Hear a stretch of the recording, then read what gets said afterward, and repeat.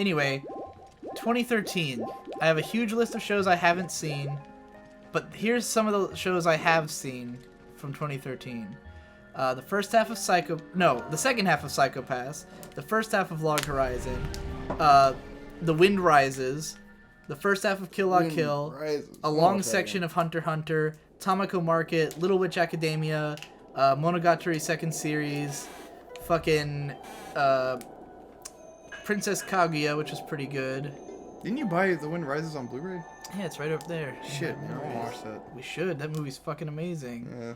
And there's a bunch of shit that I'm really looking more the forward second to. time.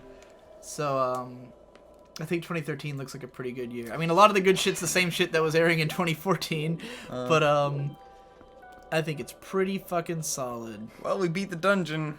Yep. If you want to stop... Do you want to stop? I mean, I always want to keep Stop, playing this can't game. stop. I'm just wondering if we can keep the shit going. I've been talking about anime shit for a while. I'm sure Yeah. I could keep doing that. Alright, let's keep going. Where do I go? We're not quite at the end of an episode The yet. Temple of Time If now, I this is believe. if we're splitting it in two. Should I bring the mirror piece up to these guys, maybe? I don't know. Let's go talk to them. Fuck it. Alrighty. I don't think I'm supposed to do this. So yeah, in conclusion, you're wrong. There's plenty of classics that have come Yeah, I mean, I knew that. That was a conclusion I had but come to on my not this own. year, because this year's garbage. Yeah. The best things we have, the best anime of 2015 are Rick and Morty and Steven Universe. Yeah! Anime forever! That's actually been, like, in the anime community, it's been a joke lately that Steven Universe is the best anime It is. that's airing. Because, like, anime fans love it. Yeah. Especially younger ones. Like, the hardcore fans don't, because they'll never watch something that's not anime. But you know, it's probably the best anime on TV. Yeah. Because there's not a lot. Japanimation. But I always feel like there's probably something good going on that I'm just not watching. Like, there's probably always, like, one of those season 2s that you're like, I didn't watch the first season, but it's probably really good, you know? I feel like there's always one or two of those. Like, if I wasn't watching Baby Steps, like, someone could be like... Check my mail. Like, someone who didn't watch season 1 of Baby Steps would look at 2015 and be like, oh, there's nothing on TV. Whereas someone who's still watching Baby Steps would be like, oh, man, anime's great right now, you know? I've been getting mail this whole time. I haven't read any of it. Do you know what I mean? I got distracted by my mail. I feel like I should be reading that shit. Do you know what I mean, though? What were you talking about? I was... now the audience has to hear me repeat myself. No, they don't. I was give me the saying there's gist of it. probably always, like, a good season 2 on. So, like, someone who didn't watch season 1 of Baby Steps would think there's nothing good on TV. Oh, yeah. But someone who's watching season 2 of Baby Yeah. Steps would be like, oh, man, anime's great. Exactly. Because this 9 out of 10 show is on its second season, you know? But, Yeah. you wouldn't know. And so I always I feel don't like wanna I'm talk to missing you out again. on some sequel that's, like... Wonderful. You know. But, like, right now, the sequel that people are into is, like, Non Non Biori, and I just can't into that show. You're so- not into non? No. I'm not into non-bread. I'm not Maddox. Yes. Oh, man, that gave me a great topic. Next Yeah, time on bread. Digi Oh! Bros, we'll get into another topic. About bread? No. Aw. Welcome back to Digi Bros. What's up? Let's talk to Victor. this woman real quick. Hold on. Oh, I gotta go talk to... Alright, here we go. the other day I was explaining to Victor how when I film things, they tend to come out dark and grainy. Because my life is dark and grainy. Uh-huh. The room Oh, that I no. live in, I would describe as dark and grainy. You're really trying to bait this one, huh? And Victor lost his mind when I told him that my room is, quote, dark and grainy. This motherfucker's room is grainy. Oh, Explain Jesus. why you can't handle that. You're gonna You make were me like- explain this. You were like yelling at me It's like, just stupid. why my room can't be grainy. It's so stupid. I was trying to like... I can't even. You know, when you film something in low light, there's a lot of film grain. Yes. The noise. Yeah, visual noise. Visual noise. And I was trying to explain that, like, my room to me looks like visual noise. And Victor's like, but noise is what happens when a camera, it can't filter low light like your eyes can. It's not a phenomenon that occurs in, a room is not grainy. When you film it, it becomes grainy. You can't see something. And I was like, nah, man, I'm telling you, my room looks grainy to me. And he was like, it's because you're sitting in front of a computer and your eyes are fucked up and just going through all this attempt at, like, rationalizing. Oh, man. Which the point I was trying to make is that, like, when I create stuff, like, other than analysis, like, when I try to make, like, art stuff, it always comes out really dark and, like, brooding and, like, gritty and grainy and stuff like that. And a golden chicken! Whoa, why did this happen? He summoned it to take me through the grove. I wasn't ready for that. Anyway, yes. I was explaining that it's weird that I make that kind of stuff because the kind of stuff I like is all super bright and like I like stuff that's, you know, like brightly colored, cutesy, fun. Like that's the aesthetic that I look for.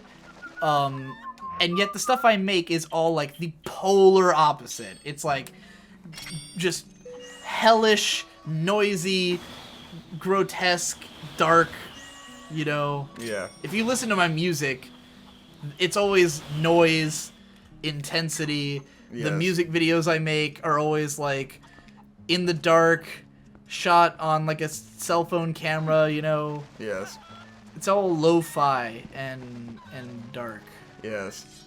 Where are you going with this? I don't know. I'm hoping you'll like say something at some point. I lost track of like what your point was. That it's weird that I make that stuff when the stuff I like is not like that. You're so brooding.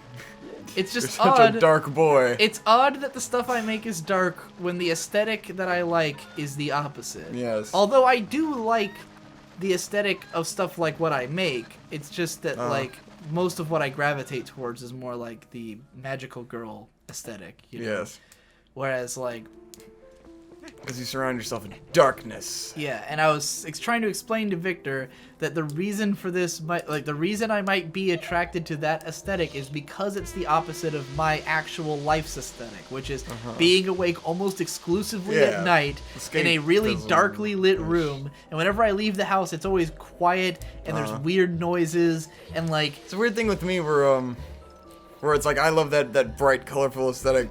But then I feel like I don't want to surround myself with that in my room because I feel like it would end up stressing me out. Like it would be too much. Right. And it would just be like, well, that's I'm afraid of being too positive all the time. Yeah, that's part of why I keep my room so darkly lit is because, well, I mean, other than that, I have no better lighting situation. But like, there's so much bright, colorful stuff in my room that if it was well lit, it would be overwhelming. Like everywhere you look in here is extreme color that's just hidden behind the fact that it's dark. Sometimes I'm like, man, I want to paint my walls teal and get like pink bedspread. Just everything be fucking colorful. I'll be happy as fuck all the fucking time. Right. But then I'm like, there would never be a place of rest when I'm in a bad mood and I just look around and I go like, this is a living hell. Everything is so fucking colorful and I don't feel colorful.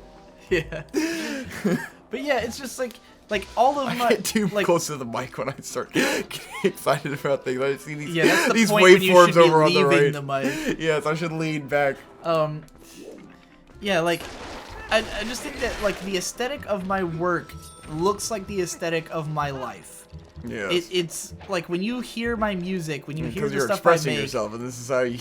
Right. The emotions you feel. Well, it's not really emotion so much as like just the literal environment.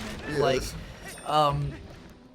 Like, the reason I like making noise music is because when I turn off music and anime and I just listen to my room, it's just ambient noise. And there's like a lot of noise in my room. Like I've always said that like it's amazing I haven't completely lost my mind because there's so much white noise. Why don't you block it out? There's like, because there's the road noise. Well, I block it out because I play music all the time. When I turn off the music, all I hear is noise everywhere. Yes. And it drives me insane. Because I play noise. I play music when I go to bed and everything. Like I never have silence in my room. That would drive me insane. But when I can't do, listen to music it's and crazy get to sleep. because there's constant road noise, and then there's the air conditioning noise, which is really loud in my room because they made it fucking super turned up. And then there's like the computer noise, the sound of crickets if it's the summertime, you know, like just noises of things. And like, you know, I'll go out for a walk at night and just hear all these interesting sounds, you know, that I want to capture. Like, we live across the street from a military base, and a lot of the time, if you go out at like 2 a.m., there's just a loud hum, like a... Yeah, there's some weird noises that come from there, and I'm pretty sure at all they're times. experimenting with aliens and shit, The man. whole time, all night, you'll hear a coming from the base. And if I turn off my music, sometimes I can hear it in my room. Yeah. But if I go outside, I can definitely hear it for a while. They're fucking So, UFOs, man. You know, there's all these weird noises that I hear, and I try to capture them. And I've said before, like, if my job doesn't work out, I'd love to try to become a Foley artist, like someone who just records noises and stuff, and like, and so like all the music I make. You can say if my job doesn't work out, like that's a like a logical fallback. Right? No, it's not at all. But like, I tend to make music out of random sounds. Like, it's always either like stuff I made with my mouth or like sounds around my room, like little snippet recordings I've made, like sounds of refrigerators or something. Like, it's always just weird noises that I hear every day, you know. And then the videos I shoot are usually either in my house or like a road that I usually go down, or like something that's like really normal to me, you know. Like, it's always like snippets of my life. And that's just how my artistic side always comes out, but it's like the total polar opposite of aesthetic of what I'm into. So it's weird. Just like, I am good at writing comedy. Most of the ideas I end up having are not comedy. It's usually like very dark visual things. I think that's a little different, but between having ideas and being good at something completely different. Like, I don't know. Like, most of my ideas are for analysis, and I'm good at analysis. Yeah. Like, I don't have a lot of ideas for, like, candy-colored fun time shit. Like, most of my ideas reflect also my life, which is dark and, like, grainy, you know? Yeah. The only idea I've ever had for a story that's more, like, brightly lit would be the Wishgiver Salome story that I've talked about before. But, like, even then, I never wanted it to be, like, sugary, sweet, like, magical girl type thing. It's more like Wandering Sun. That sugar sweet. Where'd this motherfucker go? Is he going up now? Is he finally going up? Lately? I don't want to share my ideas. Then I feel stupid. Man, here's something that's surreal for me, is watching things that influenced me in the past. And remembering that they influenced me. Super duper weird. Because, like, as I've talked about before, I'm sure, I used to want to be a fiction writer. Yes. And, like, there was a book I wrote for National Novel Writing Month in 2010. Yes. That was like this dark urban fantasy, right? Yes. And, like, it was a light novel. Yeah, it was a light novel. In the style of early light novels, like Boogie Pop. Like, it was basically the format was completely ripped off from Boogie Pop because that's what I liked. Yes. And when I think back on it, I usually think about like Boogie Pop and like Black Lagoon and stuff like that, like the stuff that was a big influence on the ideas behind it. But like watching Do Da Da Da is always a trip because that show is exactly what my story was, basically. Yes. Like, it's just a bunch of crazy characters in a city, you know, where the city is the character and everyone's got their own story and they all interlace with each other. And I knew that even when Do Da Da Da came out, because it came out in 2010 when I was working on that story, and I was like, oh my god, this like is what I want to write, you know? Yeah. And Baccano previously had been one of my influences, so like it wasn't too surprising, but like it was a trip to see something that like perfectly reflected my influence, and then like it's still going. Do Da Da Da is still going, and I still watch it, and I still go like, fuck, this is just like the stuff I used to want to write. But like, shit, what was it? I think it was Nanoha that I was watching. I was watching Nanoha A's when I was watching back all of Nanoha, and I was like shocked that some of the like random concepts in there are like stuff that was in my story, and I was like, could I have been like subconsciously influenced by this like 7 years ago when I watched it? Like, because like one of the things is that there's like a character who's like a program, because it was the Book of Darkness, and the Book of Darkness like runs a defense program or whatever. It's like the character gains a consciousness but can't like undo what they're doing as a program, and like that's basically what the villain from my book was that like it was like a character who had been created as like they were programmed to do one thing at the moment that they were created, and like they can't stop doing that. It's trying to explain that would be weird. There's literally like 20 pages of exposition just explaining what the fuck the villain is in the stories. So, yeah, it would be difficult. Boom. I really did like load all the exposition into one little part of the book, like, which is what All You Need Is Kill does. If you ever read the book, All You Need Is Kill. It's like 4 chapters, and the first 2 chapters are about the main character and everything. And the last chapter is like the big climax. But chapter 3 is just like the whole backstory of the entire everything, like all at once. It's just suddenly this huge exposition dump about everything that's going on. And you're like, oh, okay. Oh, okay. Yeah, cool. Same goes for Vampire Hunter D. But that one's got a lot of it. Like Vampire Hunter D's first book is like, you'll be reading a chapter about D and what he's doing, and then the next chapter will be like, here's 20,000 years of history. Whoa. 20,000 years. Because the show takes place, or the book takes place in like the year 20,000 something. And it gives you like the whole history of what happened with vampires in that time. Where like vampires took over the world, but then humans figured out how to fight them. But then the technology that they used was lost, and then there was an apocalypse, and humanity was reduced back to like the 1800 times. But then also now there's like vampires. There's not a lot of them, but the ones that there are like rule supreme, and people don't remember how to kill them. But Vampire Hunter D is like a half vampire who's slaying them. Like, of course. This whole history is just explained out of nowhere in the middle of the book, and it's like, oh, all right. Vampire Hunter D out of nowhere. All right. Okay. That's how you truly feel about it, then. Oh. Well, yeah. all right. I sold those books. I had the first 2 books of Vampire Hunter D, and the first one was like okay, and the second one was just awful. So put the sword back. Fuck it. Those were like full-on novels. Those weren't no light novels. Those things were fucking thick. What am I doing? Why am I putting it back? Oh shit. You know, fun story. I still have the book Blood the Last Vampire Night of the Beasts because they wouldn't buy it from me at Cool Stuff. Like, because I showed up at Cool Stuff one day with like 40 manga and books that like I wanted to sell, and they bought everything except for Blood the Last Vampire the book because they said no one would buy it. Or like it had like no market value or something. And I was like, wow.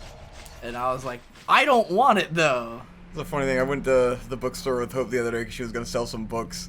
And she sold like this whole stack of books for like $6. And they wouldn't take like a bunch of them because I guess like they weren't in like good enough quality. Like, you know, like they looked used, and so they wouldn't take them. That was at AFK, the record store. Right. Right, I have to kill them all at once. I was like, man, I ain't gonna be picky about a bunch of fucking books. Well, I mean, AFK is a pretty small store. Yeah, I'm sure they have like the cheap ass book bin outside and stuff. That's true, but if they don't think it'll sell, there's no reason to take it. I mean, they're gonna give you fucking 2 cents Which for it anyways. I'm kind of glad I didn't sell that book because, I mean, I read it again like a year ago, and I don't think it's like a good book. Yeah. But it's interesting because it's a Mamoru Oshii book, and it's just an interesting part of his, like, oeuvre, if you will. Mamoru Oshii is a very interesting director. Yeah. He's the guy who did Ghost in the Shell and The Sky Crawlers, which I really need to rewatch The Sky Crawlers. Yeah. That was a movie. That one was... that's one of those movies that feels like the longest movie I ever watched in my life. It was like, it's like experiencing death. That was another one. I think I fell asleep through a lot of the important parts. That's sort of like it's so long. It's sort of like Kill la Kill with the rewatching and loving, but it was like I watched it 3 times. And it was like the first time I watched it, I was just like, well, that was weird and boring. And then the second time I watched it, I was like, man, that was really cool. I really like this movie. And the third time I watched it, I was like, this is my favorite movie ever. Like, it was just that progression of like every time it meant a lot more to me and like I understood it more. And but I haven't watched it in a really long time. I feel like that's how it's gonna be with The Wind Rises the second time I watch it. We should watch it. Like, dude. man, we should watch it right movie. the fuck now. Dude, I'm going through time. We could watch bitch. The Wind Rises right the fuck We now. technically could. Yes. Except we're playing Digi. We technically could. Should we do it next time? Because we just got into the temple. We have like 3 minutes left. But I mean, we could. It doesn't really matter. I don't like the lengths are never as even. Next as I think time on Digi Bros. I always think it's gonna be evenly split 20 minutes, and it never is. Time. It's time for the Temple of Time. Yeah. And sand. All right.